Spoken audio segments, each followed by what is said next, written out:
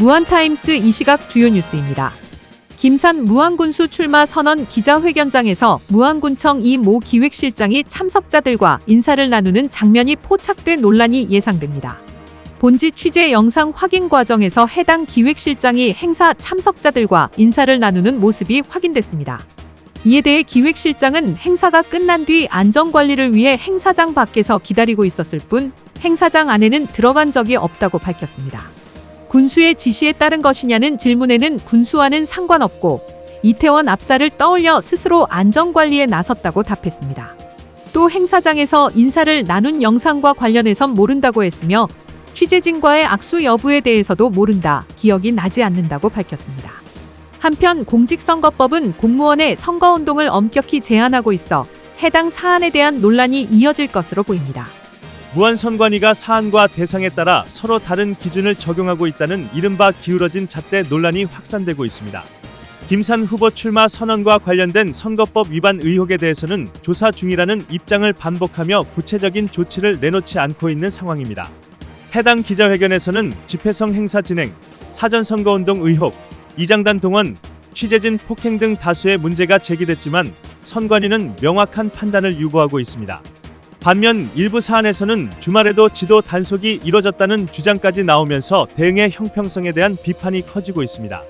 또 과거 고발 접수 거부 사례와 조사 과정에서의 해명 논란까지 더해지며 선거관리기관으로서 공정성과 신뢰성을 확보할 수 있는지에 대한 의문이 제기되고 있습니다. 민영배 더불어민주당 전남 광주통합특별시장 경선 후보가 무안을 공항과 산업, 에너지, 사람이 결합된 미래복합도시로 전환하겠다는 구상을 발표했습니다. 군공항 이전을 계기로 한 대전환 전략입니다.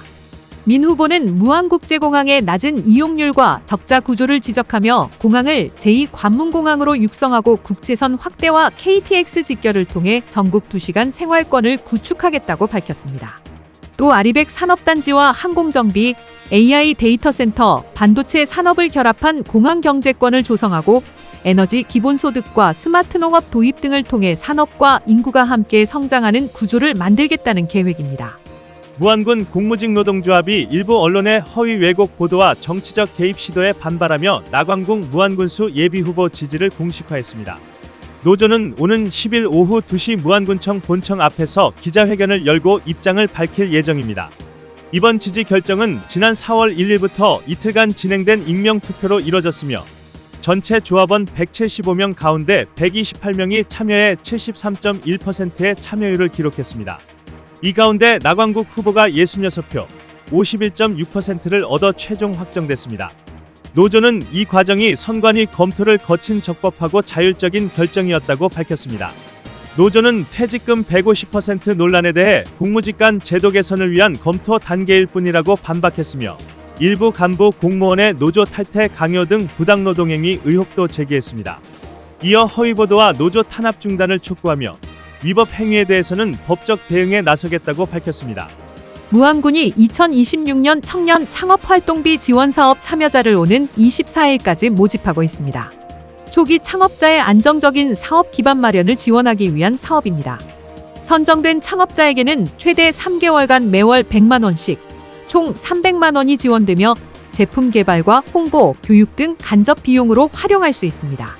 신청 대상은 만 19세부터 45세 이하 청년으로 무안군에 사업장을 둔 창업 예정자 또는 창업 3년 이내 사업주입니다.